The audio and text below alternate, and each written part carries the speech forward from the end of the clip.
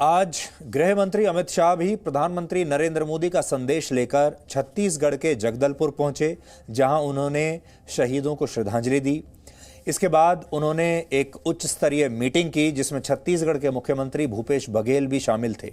और खबरें ये मिल रही हैं कि इस मीटिंग में नक्सलियों के खिलाफ बड़े पैमाने पर ऑपरेशन को लेकर चर्चा हुई है कि एक बड़ा ऑपरेशन अब इन नक्सलियों के ऊपर किया जाएगा।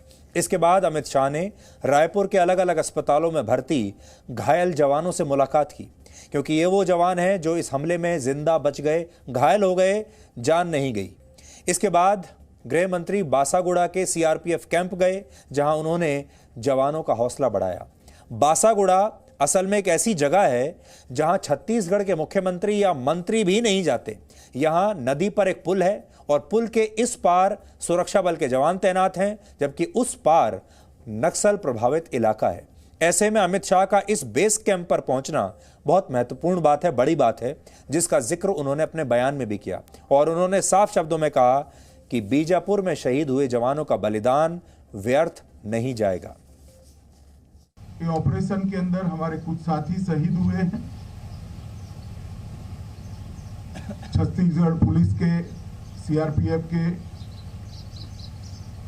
कोबरा फोर्स के, वो सभी को मैं देश के प्रधानमंत्री जी की ओर से, मेरी ओर से और समग्र देश की जनता की ओर से बहुत भावपूर्वक श्रद्धांजलि देता हूं। उन्होंने अपने जीवन का सर्वस्व इस देश के लिए, इस देश के विकास के लिए, इस देश की शांति के लिए त्यागा है, बलिदान दिया है। उनके सर्वोच्च बलिदान को ये देश कभी भुला नहीं सकता। जो लोग गए हैं, इनके परिवारों के प्रति भी पूरे देश की सहानुभूति है। पूरा देश चट्टान की तरह इनके साथ खड़ा है। मैं आप लोगों को आज इतना ही कह सकता हूं कि आपके कुछ साथी आपने जरूर गंवाए हैं, मगर आप भारत सरकार पर, छत्तीसगढ़ सरकार पर भरोसा रखना। आपके साथियों का बलिदान व्यर्थ नहीं जाएगा। जिस उद्देश्य के लिए इन्होंने बलिदान दिया है, वो उद्देश्य निश्चित रूप से पूरा होगा और विजय हमारी होगी। अब आपको हम ये समझाते हैं कि ये पूरा हमला हुआ कैसे और ये हमला कहां पर हुआ है। इसे आप एक नक्शे के जरिए समझिए। 25 मार्च को केंद्रीय सुरक्षा बलों को तर्रेम और सिलगर बेस कैंप्स के पास 60 से 70 नक्सलियों के छिपे होने की सूचना मिली थी और ड्रोन से ली गई तस्वीरों में इसकी पुष्टि भी हुई थी। जवानों के लिए सबसे बड़ी खबर यह थी कि इन इलाकों में माडवी हिडमा भी छिपा हुआ है। वही माडवी हिडमा जिसके बारे में थोड़ी देर पहले हमने आपको बताया था। ये पीपुल्स लिबरेशन गुरिल्ला आर्मी की बटालियन 1 का प्रमुख है और ऐसे घातक और खतरनाक हमलों के लिए ये जाना जाता है। हिडमा 180 से 250 माओवादियों के दस्ते का नेतृत्व करता है, यानी करीब करीब 250 माओवादियों का कमांडर है। और सीपीआई माओवादी की जो सेंट्रल कमेटी है, जिसमें 21 सदस्य होते हैं, उस सेंट्रल कमेटी का भी यह सदस्य है। इसकी उम्र लगभग 40 साल है और इसे संतोष, इंदमुल और पोडियाम भीमा के नाम से भी जाना जाता है, यानी ये अपने नाम बदलता रहता है। इस व्यक्ति पर 25 लाख रुपए का इनाम भी है। और बड़ी बात यह है कि उसे ही इस नक्सली हमले का मास्टरमाइंड भी माना जा रहा है, यानी यही असली खलनायक है जिसे ढूंढा जाना बहुत जरूरी है। माडवी हिडमा 1990 के दशक में नक्सली बना था और वो काफी समय से सुरक्षा बलों के रडार पर था। ऐसे में बीजापुर के पहाड़ी और घने जंगलों में जब उसके छिपे होने की सूचना मिली तो 2 अप्रैल को एक ऑपरेशन लॉन्च किया गया और कुल 10 टीमें सुरक्षा बलों की इस ऑपरेशन का हिस्सा थीं, जिनमें केंद्रीय अर्धसैनिक बल सीआरपीएफ, छत्तीसगढ़ पुलिस की district reserve guard, special task force और सीआरपीएफ की कोबरा बटालियन की टुकड़ियां भी इसमें शामिल थीं। इनमें से 2 टीमें सुकमा जिले से बीजापुर के टेकलगुड़ा इलाके के लिए रवाना हुई, जबकि 8 टीमें बीजापुर के अलग अलग बेस कैंप से दक्षिण की तरफ टेकलगुड़ा पहुंची। इनमें से 6 टीमें बीजापुर के तर्रेम कैंप और एक टीम उसूर और पामेड़ कैंप से इस ऑपरेशन के लिए घने जंगलों की तरफ बढ़ी, जिसे आप नक्शे के जरिए समझ पाएंगे। यह हमने एक एनिमेशन आपके लिए तैयार किया है ताकि आपको यह पूरी कहानी समझ में आ सके आसानी से। और यह वो पूरा इलाका है और यह वो रूट था। इन सभी टीमों को 3 अप्रैल की सुबह वापस अपने बेस कैंप पहुंच जाना था, लेकिन जब इनमें से 3 टीमें टेकलगुड़ा पहुंची तो यहां नक्सलवादियों ने उन्हें 1 नहीं 2 नहीं 3 तरफ से घेर लिया। यहां एक महत्वपूर्ण जानकारी यह भी है कि इस इलाके में 15 से 20 घरों वाले छोटे छोटे 4 गांव हैं, जिनमें एक गांव उस समय पूरी तरह से खाली था और यहीं पर लगभग 400 नक्सली यू के आकार में पहले से छिपे हुए थे। जो यू अंग्रेजी का आप वर्ड देखते हैं यू, उस आकार में ये लोग छिपे हुए थे। इसे भी आप इस नक्शे के जरिए समझ सकते हैं कि कहां कहां ये लोग छिपे हुए थे। और ये बहुत खतरनाक ट्रैप था और उस ट्रैप में हमारे सुरक्षा जवान फंस गए। पहाड़ी इलाका होने की वजह से सुरक्षा बलों के जवानों को इसकी भनक नहीं लगी और जब ये सभी जवान नक्सलवादियों का आसान निशाना बन गए तो उन्होंने अंधाधुंध फायरिंग शुरू कर दी। यह मुठभेड़ सुबह 11 बजे शुरू हुई और शाम 4 बजे तक चलती रही। सोचिए, 11 बजे से लेकर शाम 4 बजे तक। नक्सलवादी ऊंची चट्टानों के पीछे छुपे हुए थे, जिसके लिए अंग्रेजी का एक शब्द इस्तेमाल किया जाता है कि हमारे जवानों को उन्होंने एक तरीके से सिटिंग डक्स बना दिया। इसका अर्थ होता है कि जवान हमारे चारों तरफ से घिर गए और जैसा हमने आपको बताया कि यू के आकार में लगभग 700 जवान इस यू आकार के षड्यंत्र में फंस गए और नक्सलवादियों ने हमले के लिए AK-47 rifle, X-95 rifle, under barrel grenade launchers और इंसास राइफलों का इस्तेमाल किया।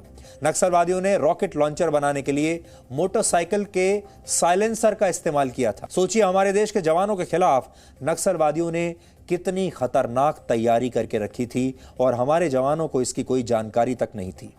इस मुठभेड़ के दौरान हमारे 22 जवान शहीद हुए, जबकि 31 जवान घायल हुए और एक जवान अब भी लापता है, जो CRPF की कोबरा 210 बटालियन का हिस्सा है और इस जवान का नाम राकेश्वर सिंह मनहास है।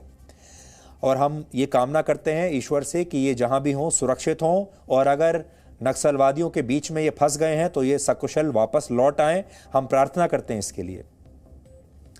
हमले के दौरान ज्यादातर जवान किसी तरह पास के सिलगर बेस कैंप पहुंचे अपनी जान बचाते हुए, इसलिए काफी देर तक शहीदों के पार्थिव शरीर जो बाकी के जो जवान थे वहां से नहीं लाए जा सके। सोचिए स्थिति क्या हुई। नक्सलवादियों ने 3 तरफ से घेरा हुआ है। नक्सलवादी पहाड़ी पर बैठे हैं, ऊंचाई पर बैठे हैं। हमारे जवानों को समझ में नहीं आ रहा कि गोलियां चल कहां से रही हैं। हमारे 22 जवान मारे गए और बाकी के जो जवान बचे या जो घायल हुए उन्हें इस बात का भी मौका नहीं मिला कि वो अपने घायल जवानों को वहां से निकाल सकें या उनके मृत शरीरों को भी वहां से निकाल सकें और उन्हें मजबूरी में उन मृत शरीरों को वहीं छोड़कर आना पड़ा। इससे नक्सलवादियों को बहुत समय मिल गया और वो हमारे मृत जवानों के जो हथियार थे उन्होंने हथियारों को लूट लिया। जो जवानों के कपड़े थे उनके शरीर पर वो कपड़े उन्होंने उतार लिए, उनकी जो यूनिफॉर्म थी वो उतार ली और यहां तक कि हमारे शहीद जवानों के जूते तक उतार कर ये नक्सलवादी ले गए। आज ये जब कल्पना भी करते हैं तो मन में बहुत क्रोध आता है, दुख भी होता है, लेकिन क्रोध ज्यादा आता है कि नक्सलवादियों ने हमारे जवानों की ये स्थिति की। हालांकि हमारा जो वहां पर क्षेत्रीय चैनल है जी मीडिया का जी मध्य प्रदेश छत्तीसगढ़ चैनल, उसके एक रिपोर्टर हैं बप्पी राय और राजेश। वो सबसे पहले ग्राउंड जीरो पर पहुंचे। जब ये पूरी घटना हुई सबसे पहले हमारी टीम वहां पर पहुंची और हमने वहां जो कुछ देखा, जब आप उसे देखेंगे तो आपकी भी रूह कांप जाएगी। जब हमारी टीम वहां पहुंची तो वहां से कुछ दूर नक्सलवादियों के मौजूद होने की खबर थी। नक्सलवादियों के अलग अलग गुट लगातार उस जगह पर नजर रख रहे थे, लेकिन तमाम खतरों के बावजूद हम टेकलगुड़ा नाम की जगह पर पहुंच गए जो घने जंगलों के बीच है। ये जानते हुए कि नक्सलवादी अभी वहीं पर मौजूद हैं, हमारी रिपोर्टिंग टीम वहां पहुंच गई। हमारे लिए यहां से रिपोर्टिंग करना बहुत मुश्किल काम था, लेकिन हमारे रिपोर्टर बप्पी राय और राजेश दुर्गम किसी तरह से हिम्मत दिखाते हुए, और आज हम उनकी हिम्मत की दाद देते हैं, वो ठीक उसी जगह पर पहुंच गए जहां पर यह मुठभेड़ हुई थी।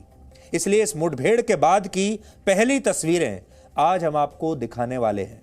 हमारी टीम ने वहां मुठभेड़ में मारे गए नक्सलवादियों के शव भी पड़े हुए देखे। इसके अलावा हमारे जवानों के शरीर भी वहीं उन्होंने देखे। टेकलगुड़ा से हमारे लिए रिपोर्टिंग करना बिल्कुल आसान काम नहीं था, लेकिन हमारे रिपोर्टर्स ने पूरी निडरता के साथ ग्राउंड जीरो से कई महत्वपूर्ण जानकारियां आपके लिए इकट्ठा की। पवन दुर्गम उनका नाम है, उनकी ये रिपोर्ट आप देखिए। आज जब एयर कंडीशनड स्टूडियो से प्रसारित होने वाली खबरों का जमाना है, तब हमारी रिपोर्टिंग टीम कैसे अपनी जान पर खेलकर इस जगह पर पहुंची, घटनास्थल पर पहुंची, इस पर आज आपको ये खबर, ये रिपोर्ट देखनी चाहिए, जो इस एनकाउंटर के थोड़ी ही देर बाद वहां से हमने आपके लिए तैयार की है।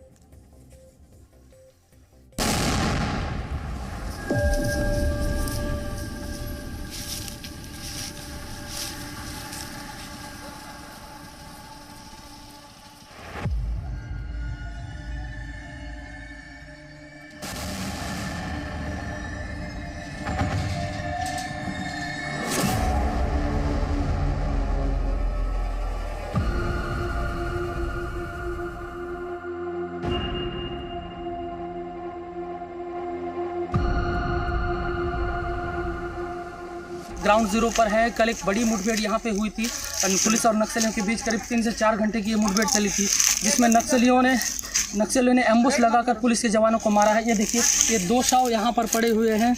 नक्सलियों से मुठभेड़ में ये 2 जवान जो है वो यहाँ पर वीर गति को प्राप्त हुए हैं। इस तरीके से करीब 7 से 8 शव जो है यहाँ पे रखे हुए हैं। पुलिस के जवानों ने पूरे एरिया को घेर लिया है। यहाँ से दाहिने तरफ कुछ दूरी पर वहाँ पे भी कुछ शव पड़े हुए हैं। उसके अलावा करीब यहाँ से 500-600 मीटर का जो एरिया है वहाँ पे कुछ जवानों के शव पड़े हुए हैं। कहीं ना कहीं एक बड़ा मुठभेड़ यहाँ पे हुआ है और पुलिस के जवानों को एम्बुश में फंसाने की नक्सलियों ने कोशिश की।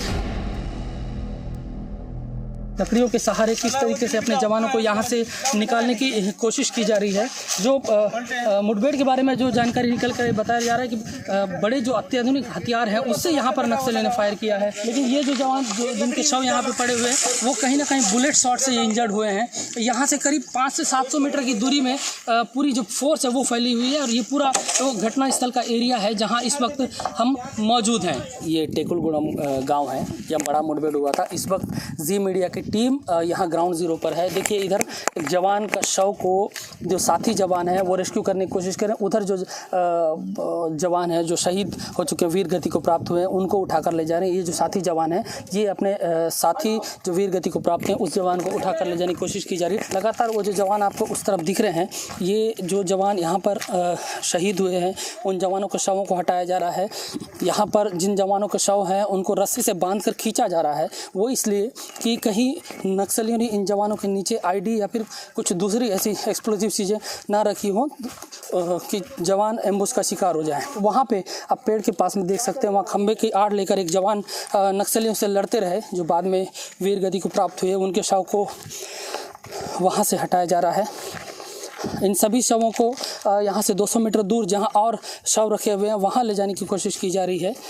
नक्सलियों से लोहा लेते ये जवान यहाँ पर शहीद हुए थे। बड़ी संख्या नक्सलियों की बताई जा रही, 700 से 800 के आसपास जो नक्सली है वो यहाँ पर थे जब ये मुठभेड़ हुआ। ये पूरा गांव देखिए, गांव में सन्नाटा है, ताले लटके हुए हैं, घर पे कोई है ही नहीं, कुंडियाँ लगी हुई हैं। जवान यहाँ पर शहीद हुए थे, उनके खून के धब्बे यहाँ पर हैं। इस आसपास करीब 3 शव जो है वो पड़े हुए थे, जिनको साथी जो पुलिस के जवान हैं उन लोगों ने उठा लिया है। शव को खटिया पे रखा हुआ है। यहाँ स्थानीय जो गांव है, उन्हीं ग्रामवासी हैं, उन्हीं का ही खटिया है, उसी में रखकर उसको उठाया जा रहा है। ऑपरेशन से लौटते वक्त पुलिस पार्टी को नक्सलियों ने निशाना बनाया और करीब 4 से 5 घंटे ये पूरी मुठभेड़ जो है इस गाँव में टेकुलगुड़म में चली है, पास के खेतों में चली है। इस गाँव में भी शव सभी तरफ फैले हुए हैं। इस वक्त जी मीडिया की टीम ग्राउंड जीरो पर है।